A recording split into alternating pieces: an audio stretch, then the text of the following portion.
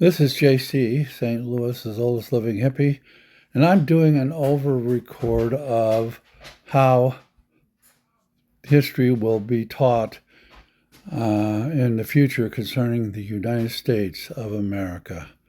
So here we go. You won't allow me to do a duet, but I think every voting person in the United States, every patriotic American, and I'm not talking about the fucking maggots that follow Trump, needs to hear this lecture because it's exactly what's happening and you need to understand it so you can fight it. Here we go. About one point. The United States of America is a great country.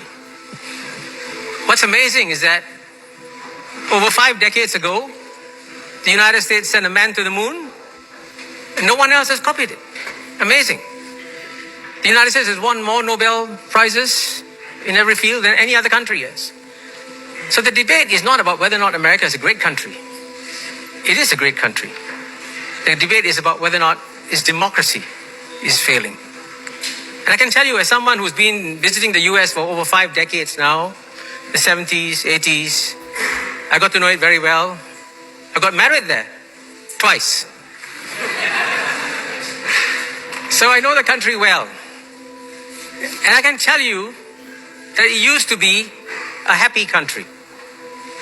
But as you can tell from today's debate, it is no longer a happy country. So what I'll try to do is to try and answer 3 questions in support of the proposition that America is a failing democracy. First, how is it failing? 2, why is it failing? And 3, is there a solution? And I want to talk about the solution because we want America to succeed. We don't want America to fail. So the first question is, why is it failing? And it's failing in the most basic sense. Remember, what is the goal of a democracy? A democracy is a government of the people, by the people, for the people. And the way you judge whether or not a democracy has succeeded or failed is whether or not it has succeeded in lifting up its people. And for a long time, the United States kept lifting up its people, and then it stopped doing so. And the data is quite stunning. Let me quote one important paper by Thomas Piketty in 2018. And he says that the stagnation of the bottom 50% of America's population contrasts sharply with the upsurge of income of the top 1%. For the bottom 50% of America's population, their share of pre-tax income declined from 21% to 13%. From 1970, 21% to 13% in 2014. And the share of income, the top 1%, increased from 9% to 20% in the same period. See the disparity?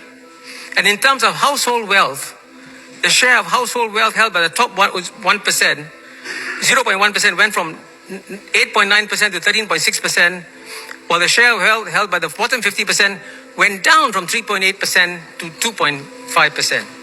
You can see, therefore, that the people are not benefiting from democracy. I wish I could show you this in the form of a slide where it shows that in 1970, the middle income population, the majority of Americans held 62% of the income, went down from 62 to 42% in 2020, while the upper income went up from 29% to 50%. So clearly something fundamentally has gone wrong. And the result of this, by the way, is that people are suffering. And you can see even in yesterday's column by Martin Wolf in the Financial Times, where he talks, by the way, about the extraordinary dynamism of the American economy and the suffering of the American people. And you know what's shocking? The United States of America is the only major developed country where life expectancy is going down. Trust me, the leading indicators, one of the leading indicators of the well-being of a society is life expectancy. And in most countries in the world, including the poor developing countries, life expectancy is going up. In the United States, is going down. And I can tell you, even the very conservative British American historian Niall Ferguson came out with an article saying, hey, if you look at the social indicators of the United States, it's like the old Soviet Union. Isn't that amazing? That shows you, therefore, that democracy is failing. The data is undeniable. Big question is, why is it failing? And here, as you know, the American people are speaking out every day. They go to the election booths, they vote, they speak, they do everything. And nothing changes. Why not? Now, this is a very important point I'm going to emphasize here. When you watch and see democracies, do not pay attention to the rituals of people going to the ballot box, stuffing it and saying, I am voting my government, I am making my choice. Look deeper.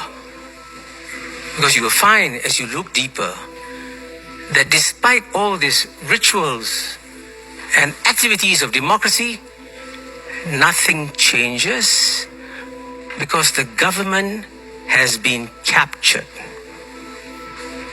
How is it captured? Let me quote to you two Princeton University economists, Martin Gilens and Benjamin Page. And by the way, they give extensive data. You can get a lot of this data in my book, Has China Won? I devoted a lot of time to explaining how this happened.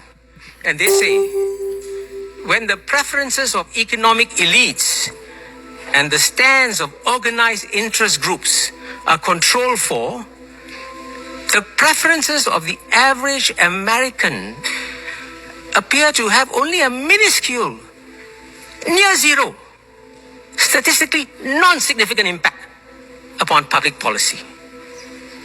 Furthermore, the preferences of economic elites, as measured by our proxy, the preferences of affluent citizens, have far more independent impact upon policy change than the preferences of average citizens do.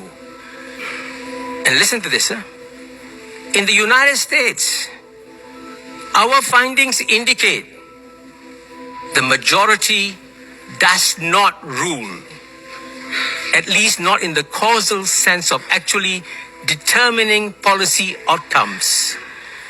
When a majority of citizens disagrees with economic elites or with organized interests, they generally lose. Unquote. Listen to this. In the United States, our findings indicate the majority does not rule. How can you call yourself a democracy when the preferences of the majority have no impact on the decisions of the government? But what's amazing is most people are not aware of this because it has happened in a very careful subterranean fashion. You never see it in the headlines. You don't see it in the papers too. But it's real. And therefore, the result of this is, as probably the most respected ever head of the Fed of the United States was a good friend of mine, Paul Volcker.